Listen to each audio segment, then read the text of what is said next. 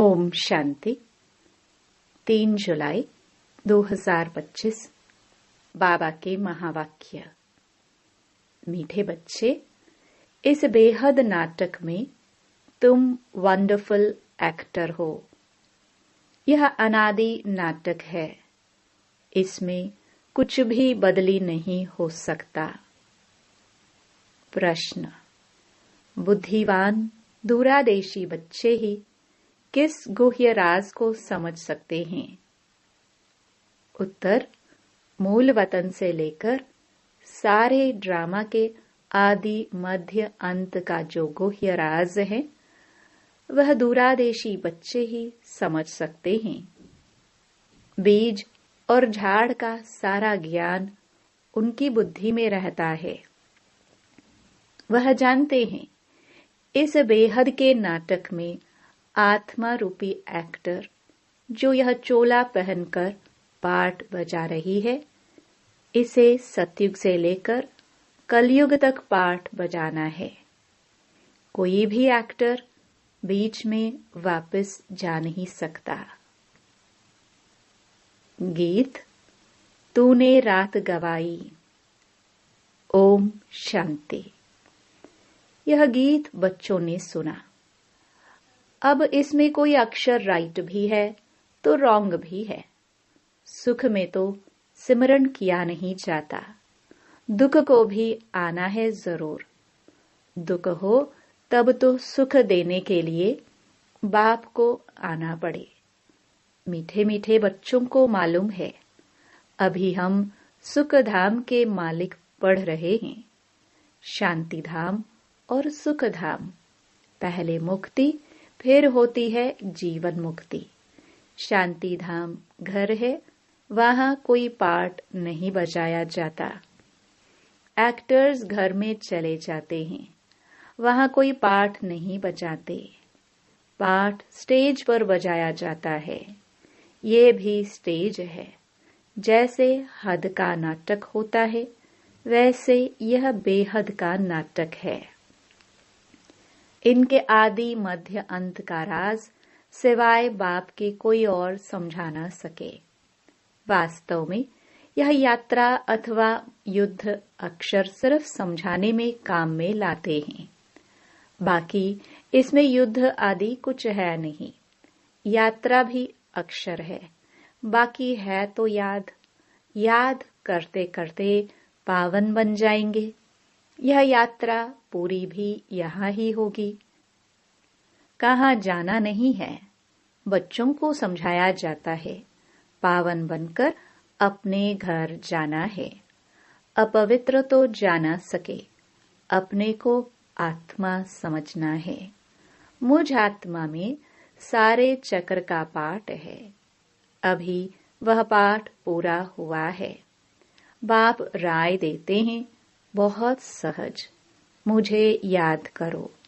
बाकी बैठे तो यहाँ ही हो, कहाँ जाते नहीं हो। बाप आकर कहते हैं, मुझे याद करो तो तुम पावन बन जाएंगे। युद्ध कोई है नहीं। अपने को तमो प्रधान से सतो प्रधान बनाना है। माया पर जीत पानी है। बच्चे जानते हैं 84 का चक्र पूरा होना है। भारत सतो प्रधान था, उसमें जरूर मनुष्य ही होंगे। जमीन थोड़े ही बदलेगी।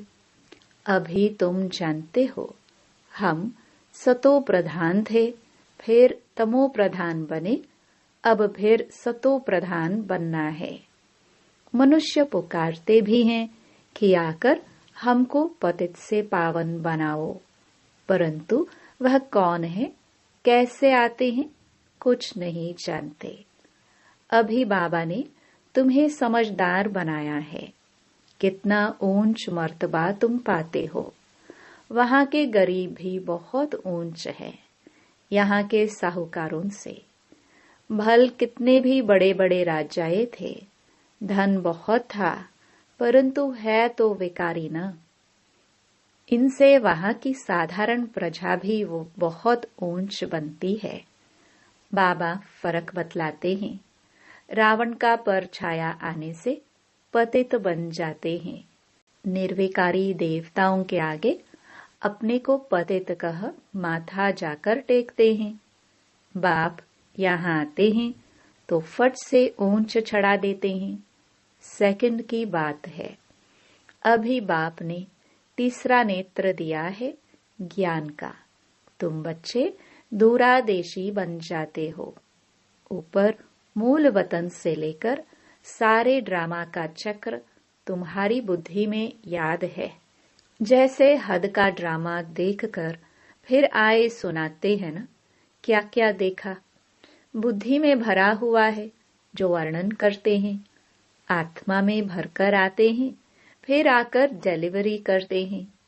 यह फिर हैं बेहद की बातें। तुम बच्चों की बुद्धि में इस बेहद ड्रामा के आदि मध्य अंत का राज रहना चाहिए, जो रिपीट होता रहता है। उस हद के नाटक में तो एक एक्टर निकल जाता है, तो फिर बदले में दूसरा आ सकता है। कोई बीमार हुआ तो उनके बदले फिर दूसरा ऐड कर देंगे। यह तो चैतन्य ड्रामा है। इसमें जरा भी अदली बदली नहीं हो सकती। तुम बच्चे जानते हो हम आत्मा है। यह शरीर रूपी चोला है जो पहनकर हम बहुरूपी पाठ बजाते हैं। नाम रूप देश फीचर्स बदलते जाते हैं। एक्टर्स को अपनी एक्ट का तो मालूम होता है ना। बाप बच्चों को यह चक्र का राज तो समझाते रहते हैं। सतयुग से लेकर कलयुग तक आते हैं, फिर जाते हैं, फिर नए सिर आकर पाठ बजाते हैं। इनकी डिटेल समझाने में टाइम लगता है। बीज में भल नॉलेज है, फिर भी समझाने में टाइम तो लगता है ना। तुम्हारी बुद्धि में सारा बीज और झाड़ का राज है। सो भी जो अच्छे बुद्धिवान हैं वही समझते हैं कि इसका बीज ऊपर में है। इनकी उत्पत्ति, पालना और संहार कैसे होता है, इसलिए त्रिमूर्ति भी दिखाया है। यह समझानी जो बाप देते हैं और कोई भी मनुष्य दे ना सके। जब यहाँ आए तब पता पड़े, इसलिए तुम सबको कहते हो यहाँ आकर समझो। कोई कोई बहुत कट्टर होते हैं तो कहते हैं हमको कुछ सुनना नहीं है। कोई तो फिर सुनते भी है, कोई लिटरेचर लेते हैं, कोई नहीं लेते हैं। तुम्हारी बुद्धि अभी कितनी विशाल दूरादेशी हो गई है। तीनों लोकों को तुम जानते हो। मूल वतन जिसको निराकारी दुनिया कहा जाता है। बाकी सूक्ष्म वतन का कुछ भी है नहीं। कनेक्शन सारा है मूल वतन और स्थूल वतन से। बाकी सूक्ष्म वतन तो थोड़ा टाइम के लिए है। बाकी आत्माएं सब ऊपर से यहाँ आती हैं पाठ बचाने। यह झाड़ सब धर्मों का नंबरवार है। यह है मनुष्यों का झाड़ और बिल्कुल एक्यूरेट है। कुछ भी आगे पीछे हो ना सके। ना आत्माएं और कोई जगह बैठ सकती हैं। आत्माएं ब्रह्म महातत्व में खड़ी होती हैं। जैसे स्टार्स आकाश में खड़े हैं। यह स्टार्स तो दूर से छोटे छोटे देखने में आते हैं, है तो बड़े, लेकिन आत्मा तो न छोटी बड़ी होती है, न विनाश को पाती है। तुम गोल्डन एज में जाते हो, फिर आयरन एज में आते हो। बच्चे जानते हैं हम गोल्डन एज में थे, अब आयरन एज में आ गए हैं। कोई वैल्यू नहीं रही है। भल माया की चमक कितनी भी है, परंतु यह है रावण की गोल्डन एज। वह है ईश्वरीय गोल्डन एज। मनुष्य कहते रहते हैं 6-7 वर्षों में इतना अनाज होगा, जो बात मत पूछो। देखो उन्हों का प्लान क्या है और तुम बच्चों का प्लान क्या है। बाप कहते हैं मेरा प्लान है पुरानी को नया बनाना। तुम्हारा एक ही प्लान है। जानते हो बाप की श्रीमत से हम अपना वर्षा ले रहे हैं। बाबा रास्ता बताते हैं, श्रीमत देते हैं, याद में रहने की मत देते हैं। मत अक्षर तो है ना, संस्कृत अक्षर तो बाप नहीं बोलते हैं। बाप तो हिंदी में ही समझाते रहते हैं। भाषाएं तो ढेर है ना, इंटरप्रेटर भी होते हैं जो सुनकर फिर सुनाते हैं। हिंदी और इंग्लिश तो बहुत जानते हैं, पढ़ते हैं। बाकी माताएं घर में रहने वाली इतना नहीं पढ़ते हैं। आजकल विलायत में अंग्रेजी सीखते हैं तो फिर यहाँ आने से भी इंग्लिश बोलते रहते हैं, हिंदी बोल ही नहीं सकते। घर में आते हैं तो माँ से इंग्लिश में बात करने लग पड़ते हैं। वह बेचारी मूंझ पड़ती है, हम क्या जाने इंग्लिश से। फिर उनको टूटी फूटी हिंदी सीखनी पड़े। सतयुग में तो एक राज्य एक भाषा थी, जो अब फिर से स्थापन कर रहे हैं। हर 5000 वर्ष बाद ये सृष्टि का चक्र कैसे फिरता है, सो बुद्धि में रहना चाहिए। अब एक बाप की ही याद में रहना है। यहाँ तुमको फुर्सत अच्छी रहती है। सवेरे में स्नान आदि कर बाहर घूमने फिरने में बड़ा मजा आता है। अंदर में यही याद रहे, हम सब एक्टर्स हैं। यह भी अभी स्मृति आई है। बाबा ने हमको 84 के चक्र का राज बताया है। हम सतो प्रधान थे, यह बड़ी खुशी की बात है। मनुष्य घूमते फिरते हैं, उनकी कुछ भी कमाई नहीं। तुम तो बहुत कमाई करते हो।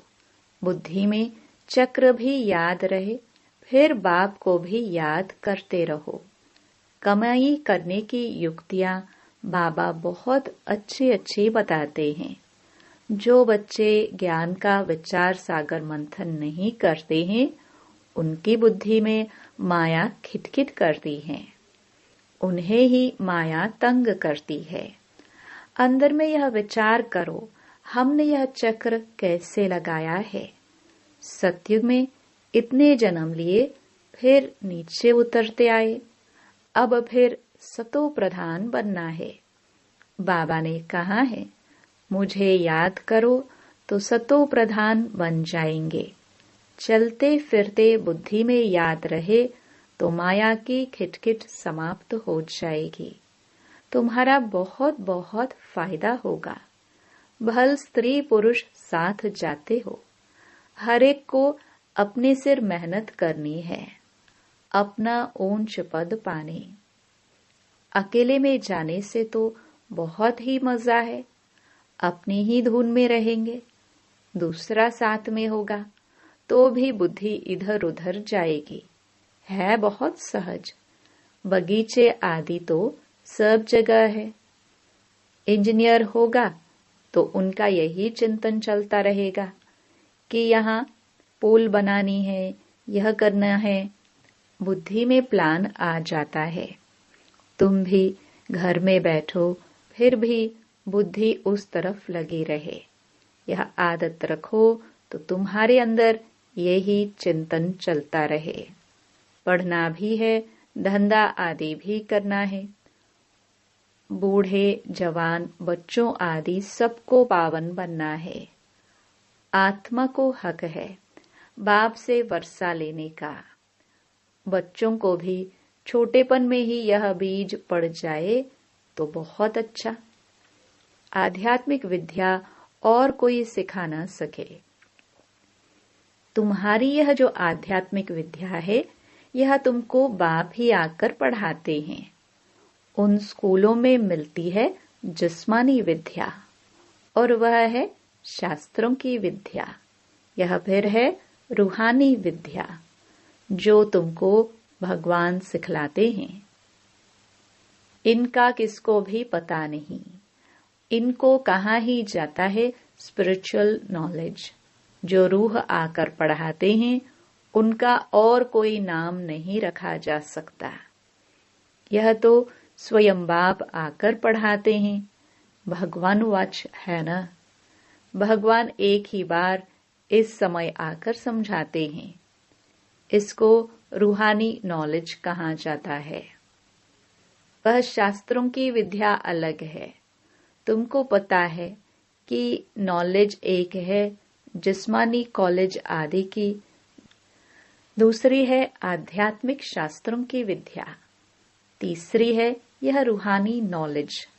भल कितने भी बड़े बड़े डॉक्टर ऑफ फिलॉसफी हैं, परंतु उन्हों के पास भी शास्त्रों की बातें हैं। तुम्हारी यह नॉलेज बिल्कुल अलग है। यह स्पिरिचुअल नॉलेज जो स्पिरिचुअल फादर सभी आत्माओं का बाप है, वही पढ़ाते हैं। उनकी महिमा है शांति, सुख का सागर। कृष्ण की महिमा बिल्कुल अलग है। गुण अवगुण मनुष्य देते हैं, जो बोलते रहते हैं। बाप की महिमा भी यथार्थ रीति तुम जानते हो। वह तो सिर्फ तोते मुआफिक गाते हैं, अर्थ कुछ नहीं जानते। तो बच्चों को बाबा राय देते हैं, अपनी उन्नति कैसे करो। पुरुषार्थ करते रहेंगे तो फिर पक्का होता जाएगा। फिर ऑफिस में काम करने समय भी यह स्मृति आएगी। ईश्वर की स्मृति रहेगी। माया की स्मृति तो आधा कल्प चली है। अभी बाप यथार्थ रीति बैठ समझाते हैं। अपने को देखो, हम क्या थे, अब क्या बन गए हैं। फिर हमको बाबा ऐसा देवता बनाते हैं। यह भी तुम बच्चे ही नंबरवार पुरुषार्थ अनुसार जानते हो। पहले पहले भारत ही था। भारत में ही बाप भी आते हैं पाठ बजाने। तुम भी आदि सनातन देवी देवता धर्म के हो ना। तुमको पवित्र बनना है, नहीं तो पिछाड़ी में आएंगे, फिर क्या सुख पाएंगे। भक्ति जास्ती नहीं की होगी तो आएंगे नहीं। समझ जाएंगे यह इतना उठाने वाला नहीं है। समझ तो सकते हैं ना। बहुत मेहनत करते हैं, फिर भी कोई विरले निकलते हैं, लेकिन थकना नहीं है। मेहनत तो करनी है। मेहनत बगैर कुछ मिलता थोड़ी है। प्रजा तो बनती रहती है। बाबा बच्चों को उन्नति के लिए युक्ति बताते हैं। बच्चे, अपनी उन्नति करनी है तो सवेरे सवेरे स्नान आदि कर एकांत में जाकर चक्कर लगाओ व बैठ जाओ। तंदुरुस्ती के लिए पैदल करना भी अच्छा है। बाबा भी याद पड़ेगा और ड्रामा का राज भी बुद्धि में रहेगा। कितनी कमाई है। यह है सच्ची कमाई। वह कमाई पूरी हुई, फिर इस कमाई का चिंतन करो। डिफिकल्ट कुछ भी नहीं है। बाबा का देखा हुआ है। सारी जीवन कहानी लिखते हैं। आज इतने बजे उठा, फिर ये किया, समझते हैं। पिछाड़ी वाले पढ़कर सीखेंगे। बड़े बड़े मनुष्यों की बायोग्राफी पढ़ते हैं ना, बच्चों के लिए लिखते हैं। फिर बच्चे भी घर में ऐसे अच्छे स्वभाव के होते हैं। अभी तुम बच्चों को पुरुषार्थ कर सतो प्रधान बनना है। सतो प्रधान दुनिया का फिर से राज्य लेना है। तुम जानते हो, कल्प कल्प हम राज्य लेते हैं और फिर गवाते हैं। तुम्हारी बुद्धि में यह सब है। यह है नई दुनिया, नए धर्म के लिए नई नॉलेज। इसलिए मीठे मीठे बच्चों को फिर भी समझाते हैं, जल्दी जल्दी पुरुषार्थ करो। शरीर पर भरोसा थोड़े है। आजकल मौत बहुत इजी हो गया है। वहां अमर लोक में ऐसी मृत्यु कब होती नहीं। यहाँ तो बैठे बैठे कैसे मर जाते हैं। इसलिए अपना पुरुषार्थ करते रहो, जमा करते रहो। अच्छा, मीठे मीठे सिखिलदे बच्चों प्रति माता पिता बाप दादा का याद प्यार और गुड मॉर्निंग। रूहानी बाप की रूहानी बच्चों को नमस्ते। धारणा के लिए मुख्य सार। पहला, बुद्धि को ज्ञान चिंतन में बिजी रखने की आदत डालनी है। जब भी समय मिले एकांत में जाकर विचार सागर मंथन करना है। बाप को याद कर सच्ची कमाई जमा करनी है। दूसरा, दूरादेशी बनकर इस बेहद के नाटक को यथार्थ रीति समझना है। सभी पाठधारियों के पाठ को साक्षी होकर देखना है। वरदान। मधुरता के वरदान द्वारा सदा आगे बढ़ने वाले श्रेष्ठ आत्मा भव। मधुरता ऐसी विशेष धारणा है जो कड़वी धरनी को भी मधुर बना देती है। किसी को भी 2 गढ़ी मीठी दृष्टि दे दो, मीठे बोल बोल दो, तो किसी भी आत्मा को सदा के लिए भरपूर कर देंगे। 2 घड़ी की मीठी दृष्टि व बोल उस आत्मा की सृष्टि बदल देंगे। आपके 2 मधुर बोल भी सदा के लिए उन्हें बदलने के निमित्त बन जाएंगे।